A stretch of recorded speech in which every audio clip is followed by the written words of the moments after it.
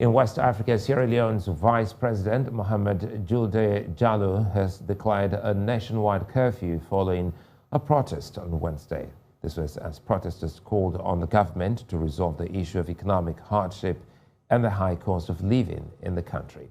In the early hours of Wednesday, protests hit several communities in the east end of Freetown and other major towns across the northern province of Sierra Leone. Aggrieved public members were protesting for the third day over worsening economic conditions in the country. The government has invoked the military to work alongside the police against the protesters after killing at least 2 policemen and unspecified citizens.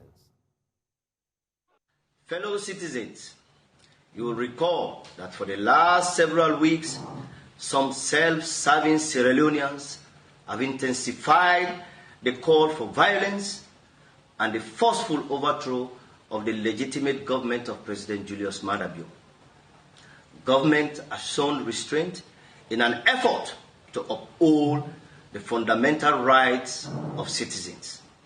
However, these unscrupulous individuals have embarked on a violent and unauthorized protest which has led to the loss of lives of innocent Sierra Leoneans, including security personnel. These violations are unacceptable in all their forms. Consequently, government hereby declares a nationwide curfew with effect from today, Wednesday, 10th August 2022, commencing at 3 p.m. Sierra Leone Vice President Juldeh. Now, Abdul Malik Bangura, a public relations and media consultant, joins me now from Sierra Leone to unpack this latest development. Abdul Malik, many thanks for your time.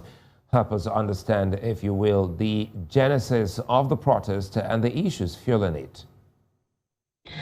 Good evening, Africa. Good evening.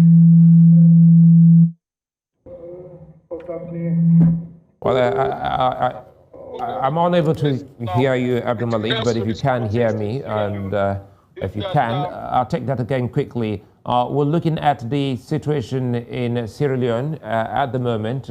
We just saw the Vice President in that declaration of a curfew in parts of Sierra Leone. Help us understand the start or the cause of this protest.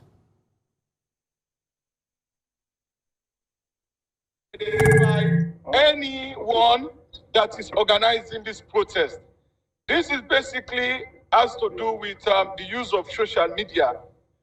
Some Sierra Leoneans abroad in Europe have been sending voice notes on social media as well as videos calling on Sierra. And just a few days ago, the main opposition, which is the All People's Congress Party, had issued a statement distancing itself from any planned protest.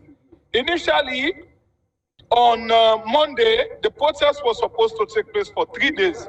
On Monday, Wednesday, and of course yesterday on Tuesday. On Monday, there was a sit-down, but we found out that there was no violence across the city because it was a sit-down protest. Yesterday,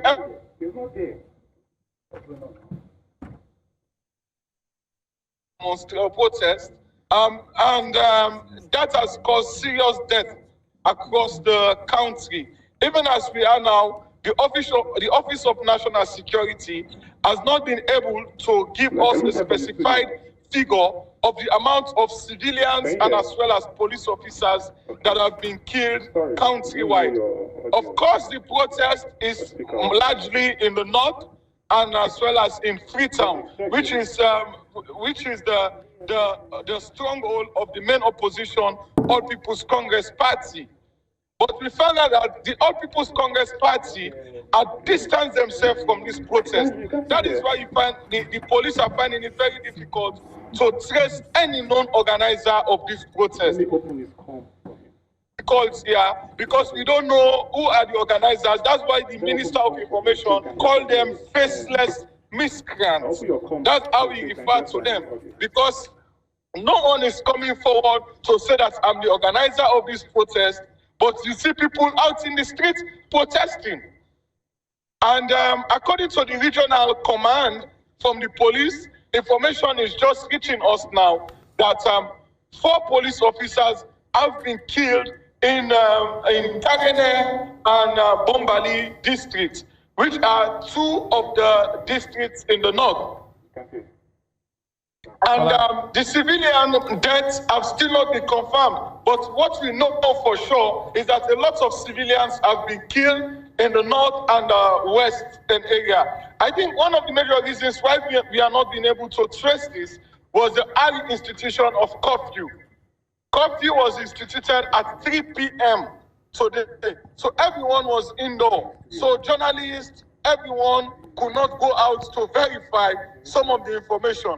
We hope by tomorrow morning we'll be able to ascertain the exact figure of the people that may have died of today's protest. But according to the Inspector General of Police,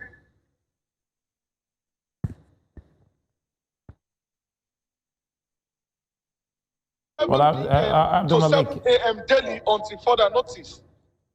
Well, Abdul Malik, well, apologies. There's been a glitch in off and on, sometimes losing the connection. But quickly, if you can hear me before I let you go, the Vice President has declared a nationwide curfew. But given the state of things, listening to your analysis from the bit I could get, how effective would it be in bringing normalcy back? Well, ever since the Vice President declared a state of emergency, some lawyers have started condemning that action. They said that according to the law of Sierra Leone, I think we need to make it clear. The Vice President does not declare a state of emergency. He declared a national curfew. Some lawyers are arguing that you cannot declare a national curfew if we are not in a state of emergency. And state of emergency is not just announced like that. A state of emergency goes through the parliament, and parliament shall have to convey and approve a state of emergency. But as it is now, because of this is an extraordinary period, so I believe they are taking extraordinary measures. But on the area of efficiency, the problem we have is that government does not even have people who are to negotiate, because there are no leaders for this protest. So it is a matter of who will come forward to discuss some of the terms and conditions of these protesters. There are no one. Nobody is coming forward to say that I am the organizer, or I am going in support of these protesters, or I am representing these protesters. No one is coming forward. So it is basically a difficult situation, because I don't know who government is going to sit to negotiate with going forward. That's the situation we have. Abdul Malik Bangura, many thanks for your time.